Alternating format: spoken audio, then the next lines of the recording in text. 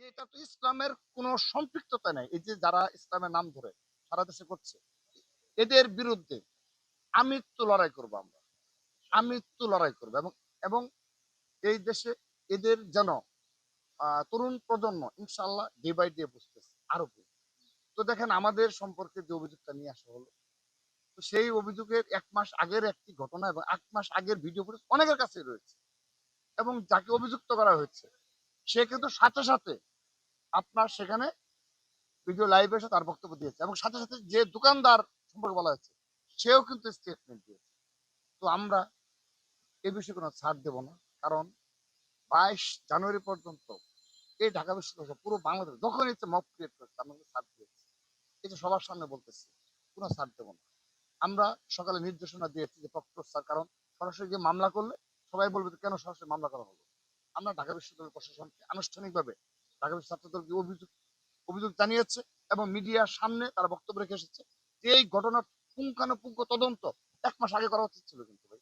যদি সেরকম ঘটনা থাকতো, এরকম একটা ভাঙচুরের ঘটনা ঘটেছে, তো বিশ্ববিদ্যালয়ের প্রক্টরের টিম তো ছিল, তাহলে কেন তদন্ত করলো না তারা? কেন তখন যদি চাঁদাবাজি না যা ইচ্ছে তাই হোক ভাই, কেন তারা তৎকালীন সময় করলো না? কেন ইচ্ছে করে ১ মাস আগে? এর বিরুদ্ধে আমি স্পষ্টভাবে ঘোষণা করছি।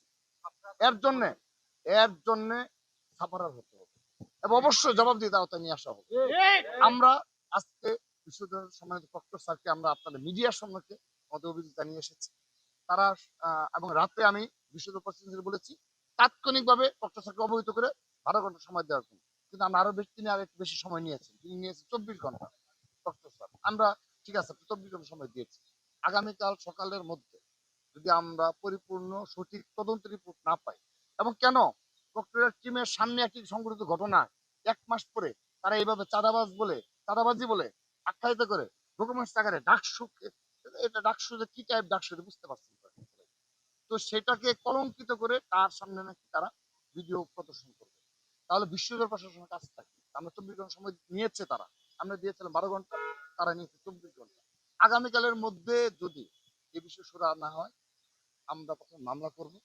তারপর পুরো বাংলাদেশ জাতীয় ছাত্র দল একযুগে এর একটা বিহিত করবো আমরা ইনশাআল্লাহ। এর একটা বিহিত